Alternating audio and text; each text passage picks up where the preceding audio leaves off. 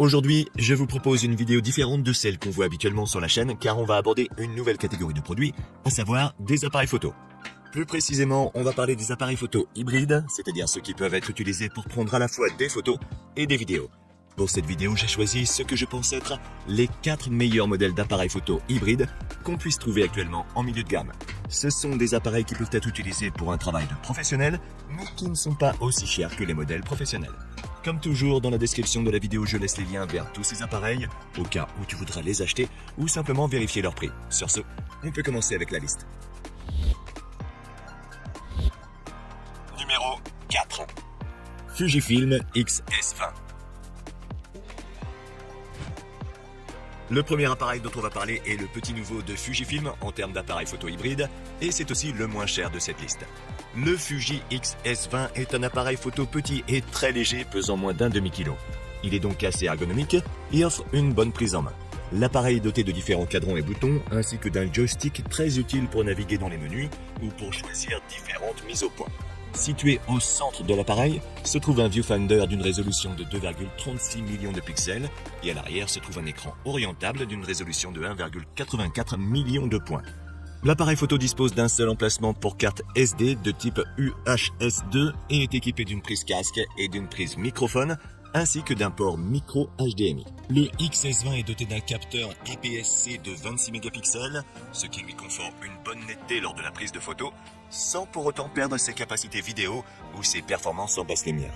De plus, cet appareil peut utiliser un obturateur mécanique avec une vitesse d'obturation allant jusqu'à 8 images par seconde ou un obturateur électronique avec jusqu'à 30 images par seconde. Son processeur est donc très rapide et son buffer prend en charge jusqu'à 80 photos au format RAW à une vitesse de 8 images par seconde, ce qui est très bien et si tu photographies en JPEG, il n'y a pratiquement aucune limite. En termes d'autofocus, le XS20 dispose d'un système à 425 points, capable de détecter automatiquement différents sujets et de les suivre de manière assez précise. Ce système est bon, mais les appareils Canon et Sony qu'on va voir juste après sont un peu meilleurs. La vidéo est sans aucun doute le domaine dans lequel le Fuji X-S20 excelle.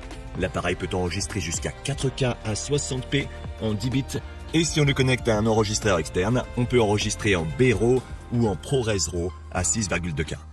Il nous permet également d'enregistrer en 6,2K OpenGate, un format qui utilise l'intégralité du capteur et qui est idéal pour le recadrage vertical pour les réseaux sociaux sans perdre une trop grande partie de la composition. Enfin, cet appareil photo comprend également une stabilisation sur 7 axes et plusieurs fonctions de vlogging qui sont très utiles si on s'enregistre soi-même.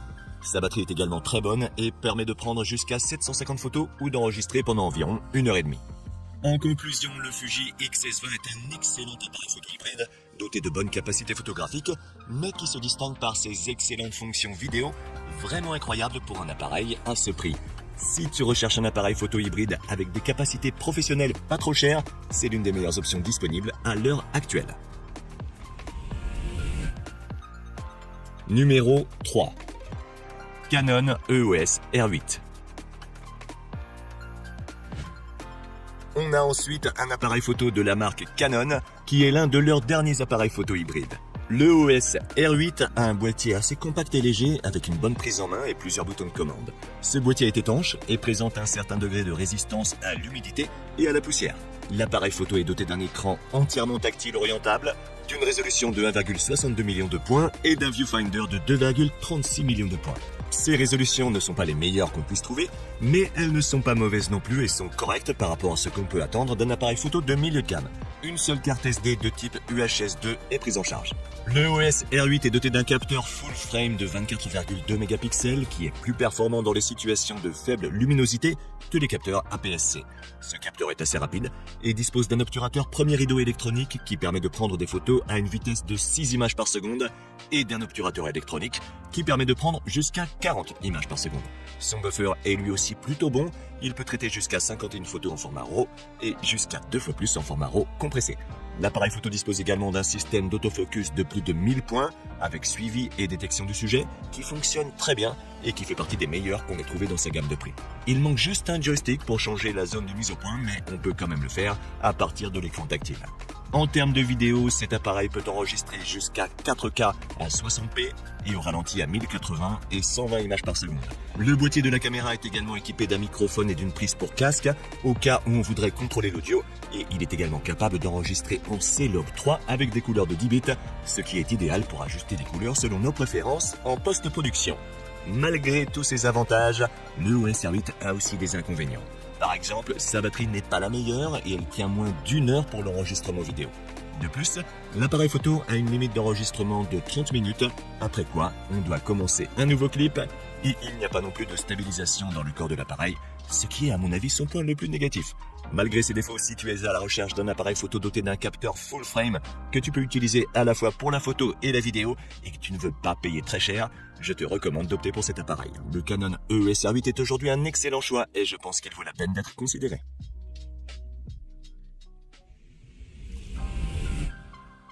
Numéro 2.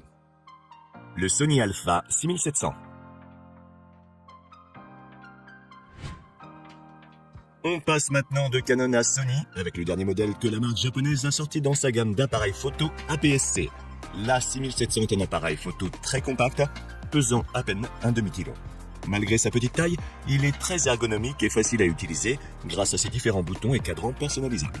Son boîtier est étanche et présente un certain degré de résistance à l'humidité et à la poussière. L'appareil intègre un viseur électronique de 2,36 millions de points et un écran tactile orientable de 1,36 millions de points. Il dispose d'un seul emplacement pour carte SD de type UHS 2. Le Sony A6700 dispose d'un APS-C de 26 mégapixels, ce qui est assez similaire au Fuji X-S20 dont on a déjà parlé. Ce capteur a un temps de lecture très rapide et un obturateur mécanique et électronique. Avec ces deux obturateurs, tu peux photographier en RAW jusqu'à 11 images par seconde et le buffer de l'appareil permet de traiter jusqu'à 59 de ces images en RAW et beaucoup plus en JPEG, ce qui est vraiment bien.